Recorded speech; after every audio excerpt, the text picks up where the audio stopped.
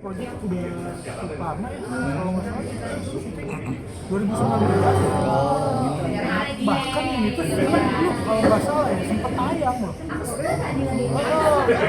Satu hari mungkin ya sebelum PSBB. Akhirnya pas PSBB tuh ditarik lagi filmnya. Makanya di film ini tuh aku ingat banget main sama komika-komika juga, ada Ayu, ada almarhum Bade, ada Mongo. Berarti syutingnya udah lama banget loh. Udah 2019 nih, jadi sempat tayang. Terus karena PSBB itu lockdown ditarik lagi, terus nggak tahu baru dapat kesempatan tayang lagi di tahun ini. Masih ingat tuh bang, perannya sebagai siapa di sini? Generalnya ya aku sebagai Ujang, cuma Ujang ini apa dan siapa karena menurut aku ini salah satu film yang agak plot twist juga ya, jadi kalau dijelasin terlalu detail Ujang itu siapa takutnya nanti jadi spoiler. Tapi setan bukan? Film ini ada unsur horornya, ada beberapa penampakan hantu, ada beberapa jump scare, tapi menurut aku sih ini lebih fokusnya mungkin 70% horor, 30% komedi. Tapi kalau di sini lu lucu kah bang atau gimana tetap Atau dramanya? Ini kan 2019 ya, nggak tahu kebetulan atau apa ya, atau ya universe works in mysterious way gitu ya. Di sini tuh si Ujang ya, perannya tuh jadi orang yang apa ya, kanan kiri ikut gitu, terus manipulatif. Jelek dong ya?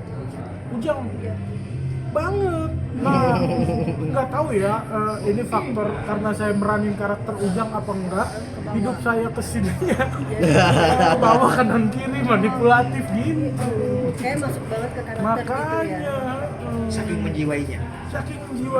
Dan iya, karena kan biasanya jadi karakter filmnya tayang terus udah lepas, karakter filmnya tayang terus lepas, terus yang ini karena nggak tayang jadi mungkin bawa kali. Sampai sekarang itu Karena ini udah mau tayang, jadi insya Allah udah nggak manipulatif lagi, udah nggak bawa karakternya Ujang lagi. berarti Viko sekarang jadi lebih baik gitu?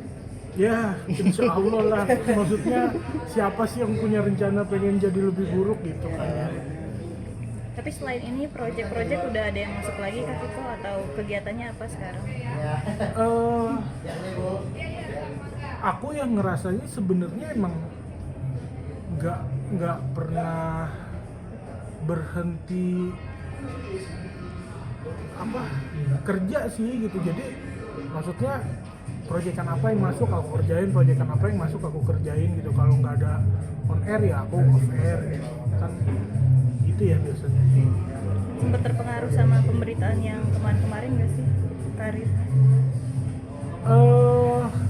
Ya karena kan apa ya, pemberitaan kemarin kan menurut aku jelek buat citra aku ya.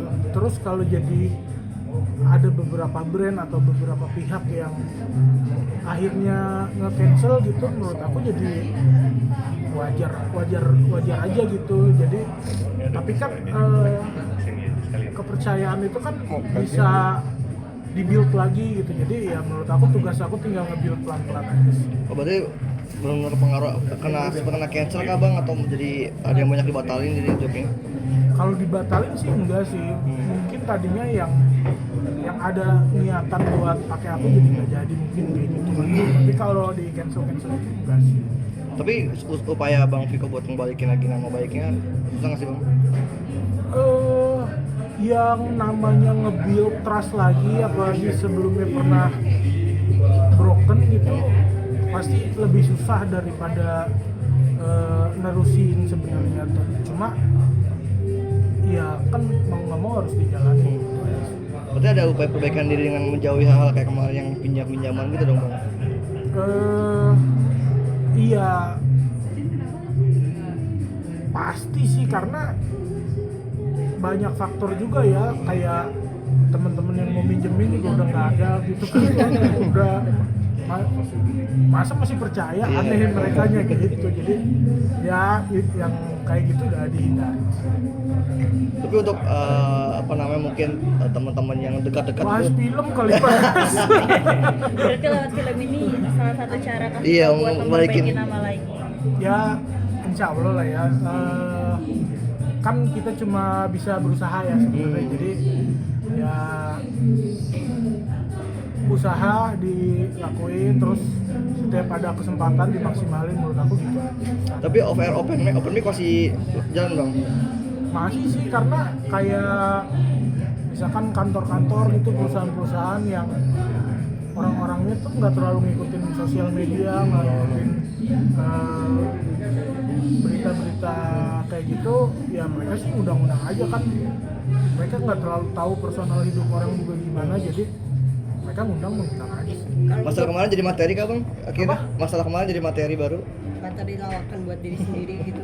Iya, karena rata-rata stand up comedian kan materinya dari keresahan nih, jadi nggak mungkin hal segede itu gitu akunya nggak resah. Jadi malah saya sempet bikin special show-nya loh. Saya bikin special show judulnya Kelatak, klarifikasi tapi kocak. Kapan itu udah? Udah. Bang terakhir apa yang bikin abang tertarik buat main di film Setannya Cuan ini? Cuan sih. Judulnya pas banget lagi. Iya lagi. Gitu aja. Harapannya apa penonton yang lihat Bang Viko di film ini nanti?